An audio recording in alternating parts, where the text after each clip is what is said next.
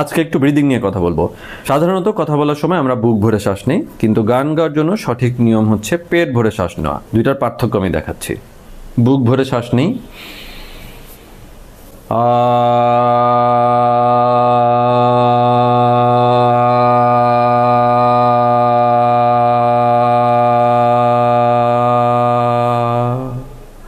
এবার পেট ভরে শ্বাস নিব, দম নিব, পেট ফুলবে, দম ছাড়বো, পেটটা ভেতরে চলে যাবে।